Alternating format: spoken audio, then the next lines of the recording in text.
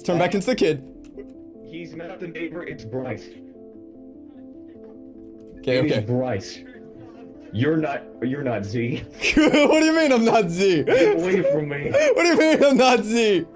You're not Z. I don't want your pickles. I don't want your chairs. Come here, buddy. No, Come here, it's John. Bryce. Oh, God. Z! Z, no! Z, no! What you just saw is the neighbor player looking exactly like someone else in the match. The victim was initially confused but stood no chance because he was alone. Look at what happens after. Okay. Oh, it is Bryce.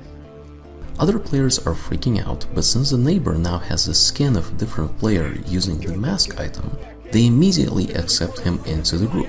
With a mask, you look exactly like another player, down to the nickname. Our idea here was to create situations similar to that scene from John Carpenter's The Thing. You know exactly which one I'm talking about. And boy are these situations fun. I'm Alex Nichiporchik, CEO of TinyBuild, here to give you a producer's update on Secret Neighbor. Do let us know in the comments what kind of topics you'd like to hear more about. Today I'll give you the rundown of what's been happening with Secret Neighbor, the Hello Neighbor multiplayer game, over the past couple of months. Now we've done 2 semi-public tests so far. The first one happened in August with a very basic version to test out the core loop. The second concluded this week, and we've learned a lot of things that work in the game and things that need our attention and need to be fixed. Before we get into the details, I know you're all wondering when you'll get to play.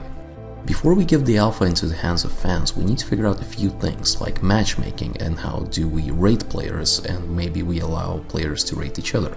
The last thing you want to do in a game like this is constantly get matchmade with, people who scream and re a lot.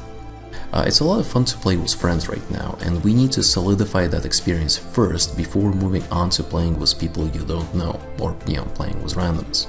So please go ahead and sign up for the alpha at secretneighbor.com, and as soon as we're ready we will give you a chance to participate. So let's talk about the progress on the game. This summer we had a barebone version of the core loop, and it worked like a charm. The core system is very simple. Up to 6 players, one of them is a neighbor in disguise. The neighbor wins by eliminating other players and needs to do so by gaining their trust via voice and behavior, so voice chat and social interactions. That's the core of the game. From there we expanded this core loop and added a few things to the formula. For example, now we give all players starting items. Players can now actually eliminate the neighbor or other players. The neighbor will respawn though, so it's a temporary setback. But if for some reason during a social interrogation scene you kill off another human player, well, he's dead for good. The neighbor can also disguise himself as any other player, as you've seen in the beginning of the video. This creates a lot of social interactions that require you to gain trust and overpower other people's opinions, which feels really great. The neighbor now also has a sonar that allows him to see through walls, kind of like a wall hack, and he can actually lock gates on the fly. So he can see where players are and lock them in or try and separate them. It's a lot of fun. Kid players can also put a pot on their head, which does 2 things. It adds health to the player, and also it makes that player invisible to the sonar, so it's kind of like a counter to the sonar. And now players can also find a Nerf gun, which is very powerful for stunning the neighbor. It spawns randomly in the house.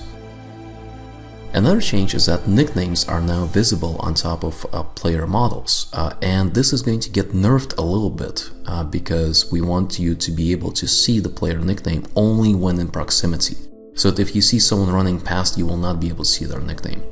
And we also made the map darker with the idea that if you can choose a flashlight to spawn with, well, just use a flashlight. And we were wrong. We're going to revert the map back to its original lighter state and figure out how to do plays with light at a different stage in development. Now, all of these mechanics together create a fun role-playing experience. We had a few situations where two identical players would be standing and shouting at each other, and a group of people would hold them at quote-unquote gunpoint, well, technically box point.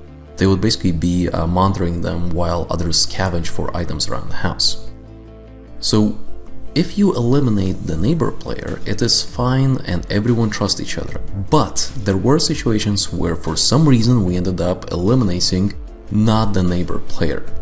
And in that situation, the neighbor player typically runs off with a maniac laugh. Yes, look at this! Remember this, Delirious? Oh my God. Remember this? Help! Help! It's a great experience that I haven't really experienced in video game form before. You would have these kind of interactions when you play board games like Werewolf or Mafia, but this is the first time I'm experiencing it in a video game form. Now let's talk about what we're working on. These were the things that are already in, and I explained some things that we're changing, some things that we're tweaking, but there are a few things that are coming up in terms of design that I wanted to share. The first and probably the biggest one is progression. We are working on progression during the match. We want to create a situation where in the beginning of the match the neighbor isn't really strong enough to go full-blown hunting, so that he needs to blend in and have hidden agendas to level up, unlocking extra abilities and becoming stronger as the match progresses. At the same time, we want to incentivize human players to scavenge for items that give them a better chance to survive a confrontation with the neighbor. This design is similar to what Evolve did with their progression system, and we're trying out a few ways to achieve the same feeling. We already have a half-dozen mechanics designed for the neighbor that could fit in here. For example, the neighbor can be collecting specific items or resources in the house and level up from level 1 until level 3. And at level 2 he'd get faster movement speed and an additional random item that is also assigned to tier 2. So this way every match would feel different depending on which items you get. And at the same time, kids would also get their own upgrades on their side, making them stronger. And this creates this tug-of-war situation where both teams are asynchronously playing and upgrading with each other until the final synchronous confrontation happens. We're also working on voice chat upgrades. Right now we're using a peer-to-peer system for proximity voice chat, and it's not as reliable as we'd like. Sometimes voice quality gets scrambled, so we're looking into a proper solution, and this is one of the bigger back-end tasks that will impact the game in a positive way. It's just that it's going to be difficult to see progress on it until it fully works. And the last part that we're working on in the coming weeks is custom games. Something that many will appreciate is the ability to configure custom games. Things like removing the timer, the nicknames, tweaking variables in a match, tweaking speed or item drop rates. We're experimenting with what we can put into custom games, but since the game is already built for playing with friends, this is a logical option to add. We anticipate that a lot of groups will figure out what is their favorite game mode and they're going to stick with it, and we will learn a lot from it. So we're hoping to have most of these things in by Halloween, which is when we anticipate to do a wider playtest.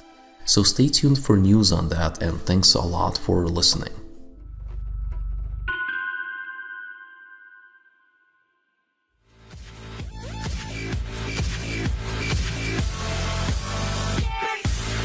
Like and share if you enjoy the video and think others might benefit from this, and of course subscribe and hit the notification button if you are new to the channel and want to be notified every time I post a video.